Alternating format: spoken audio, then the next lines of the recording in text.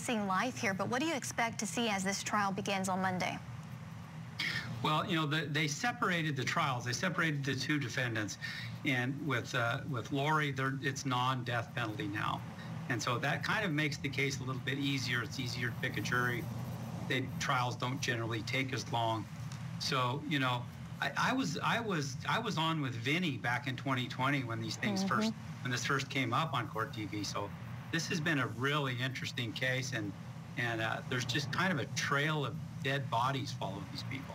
Yeah, there really are. And before this jury, we're expecting this trial to be 9 weeks, and you make a good point. They did sever the trial, so no Chad Daybell, unfortunately, in the courtroom with her, just Lori by herself, facing conspiracy to commit murder for her children, I think JJ and Tylee, and then also for Chad Daybell's first wife, Tammy. So it's going to take several weeks for the prosecution to build its case. It's a complicated story, like you said, over time, and some key witnesses also.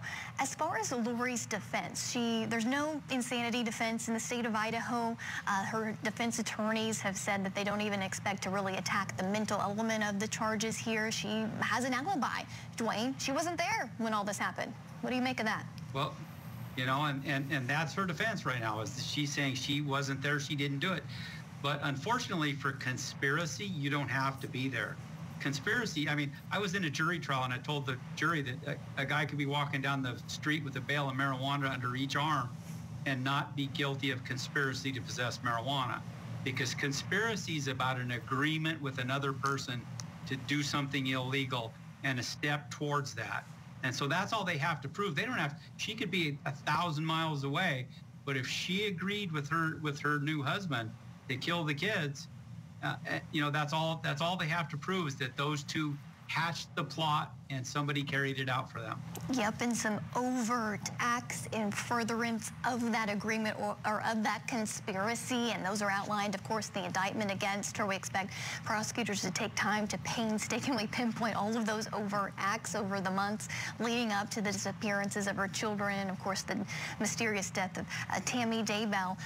One of the, and another point I think we should make, conspiracy, same punishment as if you were the actual one committing the murders here. We expect her defense to point to her brother, Alex Cox.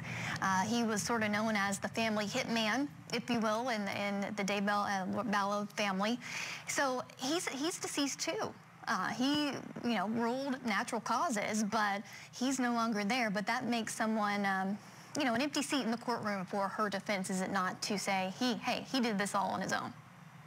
Yeah, and that's a classic defense, is the empty chair defense. You pointed at an empty chair and said, you know, the person that did this isn't here, and so you can't convict my client. So it's a valid defense, and it's a defense that's been used quite often.